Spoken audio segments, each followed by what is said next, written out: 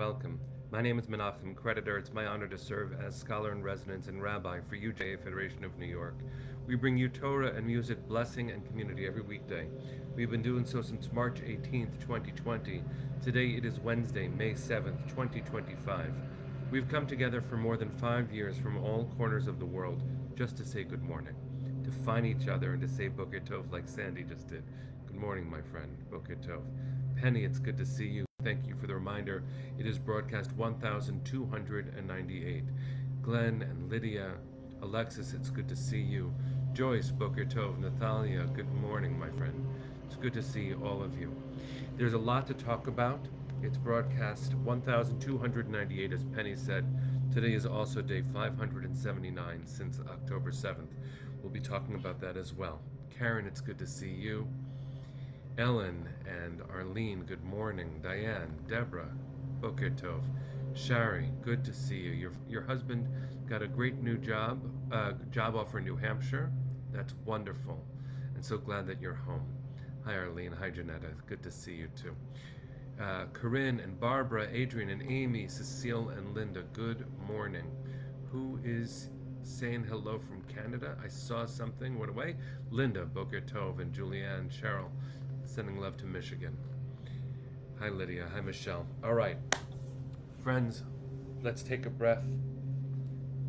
Let's learn some Torah. And we'll begin our day together. Here we go.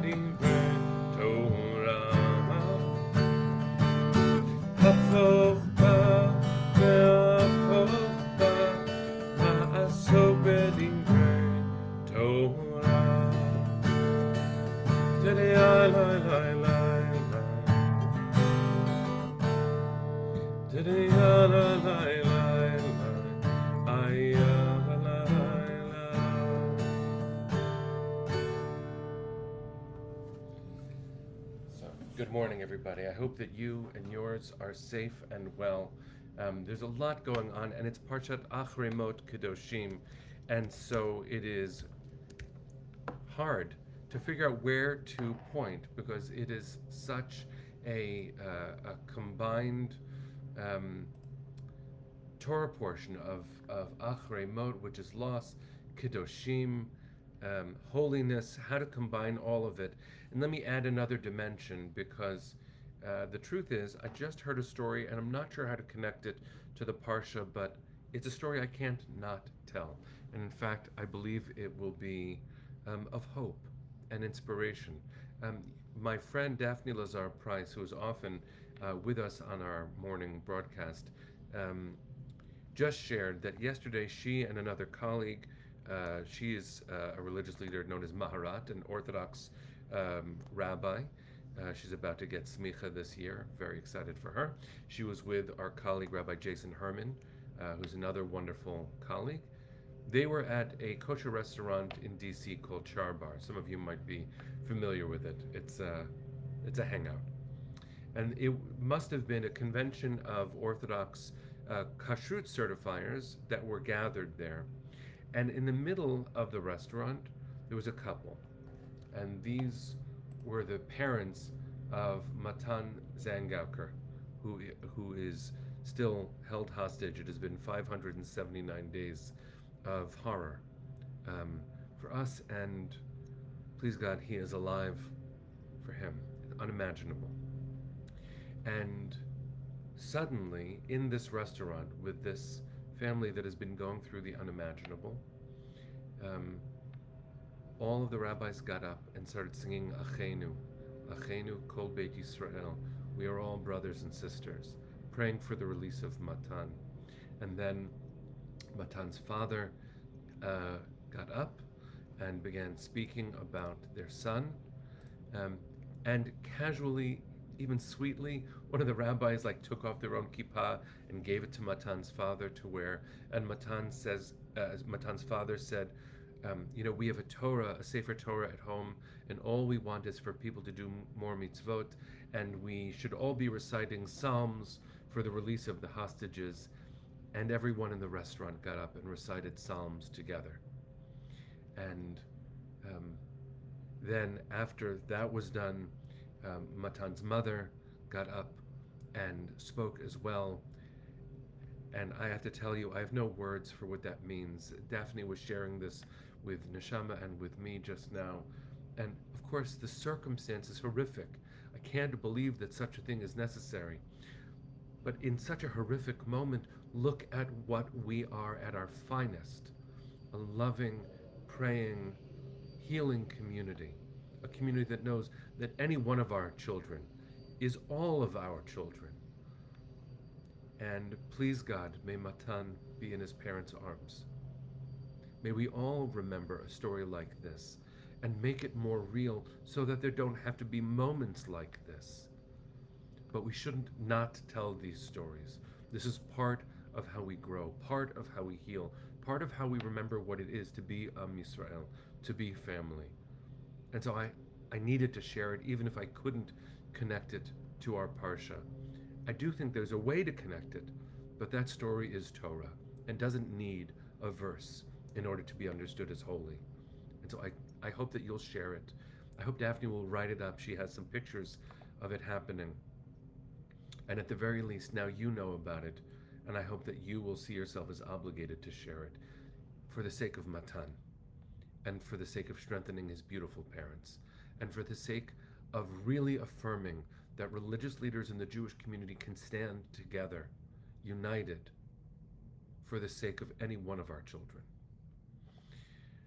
Now, the way that I want to connect it with the Parsha, it'll be a loose connection, but it's fine if there are two different messages this morning. The first one will certainly be the more important. Yeah, hard to recover myself after just even telling the story. Acharei Mot-Kedoshim is a hard title when you know what it's pointing to. Acharei Mot means after the death. And what is after the death? It is after the death of Nadav and Avihu, two children.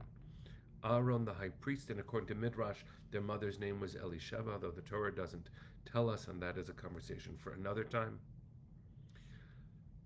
But these two children, Nadav and Avihu, because they come too close to the holy, again a conversation for another time, die.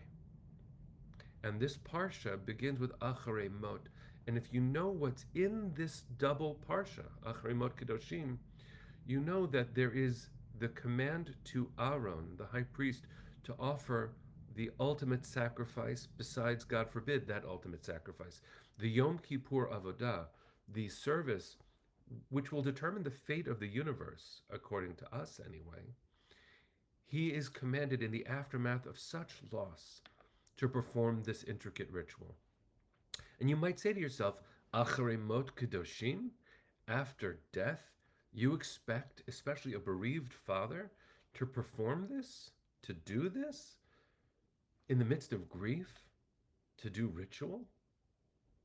And I want to suggest, just in the briefest of ways, that the answer is an emphatic yes. It is an emphatic yes. In fact, that is the purpose of ritual. It helps us navigate a chaotic world. I can't speak to Aaron, and I wouldn't try to speak for him. I can't speak to Matan's parents, and I would never speak for them. But what I will say is that we have words in moments of grief. We have the ritualized quiet in moments of grief. The rituals that we have, the rich tapestry of Jewish ritual that both we inherit and sometimes we create, we adapt, those rituals hold us more stable in a deeply unstable world. And you and I certainly inhabit a world that, if it is definable, it is definable as undefinable. There is so much chaos here and there, but there are moments not just of grace, but of guidance. Because in that restaurant and in Aaron's life, in that terrible aftermath, there were rituals that said, you know what, right now, this is what you do. You get up in that restaurant and you pray and you support that family. And Aaron, you get up and you offer a sacrifice on behalf of the community. It's not about, are you strong enough to do it? That's not the question. But somehow, friends, we are. Somehow we find the strength. I don't know that I can, in advance or even in the moment, say, here's the answer to this pain. I don't think that's what ritual is trying to do. I think ritual is trying to say, and if we are wise enough, we let it in. Here is your next moment. This is what we do in that moment. Now we feel what we feel, but we light candles on Friday night. We sit Shiva after loss. We stand under a chuppah and break a glass. We know that we do that. We celebrate at Torah. We go to mikveh for healing. All of these rituals are gifts. Because if I'm standing in front of Matan's parents, what would I know to say? What words are there? If I'm in a Shiva house, what is there to say? And in the positive. If I'm under the chuppah, as I have blessed to be with many couples, it's too exquisite. How do you find the words? There are no words. Sometimes that's why we say the phrase, oh God, because that is a moment of exquisite holiness. But were the ritual not there, we might miss it. And as Linda's saying, or lighting a yahrzeit candle, it contains that fire, that flame, which maybe connects to the fire of the sacrifice. In that fire, there is so much that is unsaid, maybe even unsayable. I bless us that we should have fewer moments that are chaotic. Not just that feel chaotic, but we should acknowledge the status of the world. We're in a chaotic world right now. Ritual has never been more important. I invite you, friends, once we're done with the broadcast, look at chapter 23 of the book of Psalms, Perek Chaf Gimel. That's what those people assembled in that restaurant in D.C. recited yesterday. Maybe say it. Maybe close your eyes. Make an intention for our beloved 59. Gam ki elech begeit sal mavet. Yea, though I walk through the valley of the shadow of death. Those are words from chapter 23 of Psalms. If only our beloveds could walk right now. Walk home to us. So I invite you to take a moment, find the ritual that speaks to you. It might be reciting Psalms chapter 23. It might be the affirmation of taking a walk, which fulfills a ritual, a mitzvah of taking care of yourself. It might be actually finding us tomorrow morning at 9 o'clock, because that is one of the rituals that for more than 5 years we have grounded ourselves through. This ritual stabilizes at least me. And so I'm grateful to all of you. I'm grateful to our friend Daphne for sharing such a miraculous moment. And I am grateful, to bring it full circle, that tomorrow morning I know we'll be here together. That is a part of the world we can count on. What a gift. What a gift. May Matan's parents be blessed to hold him very soon, help him heal. May we be blessed to be part of that healing for them. And may we always appreciate the treasure house of Jewish ritual as the gift it is meant to be. Friends, with me, send your hearts to the east. Let's sing. Kolon baleva penima nefesh Yehudi homia ulefate mizrach kadima ayin letzion Sophia od lo avda tikvateinu התקווה בת שנות 2000 להיות עם חופשי בארצנו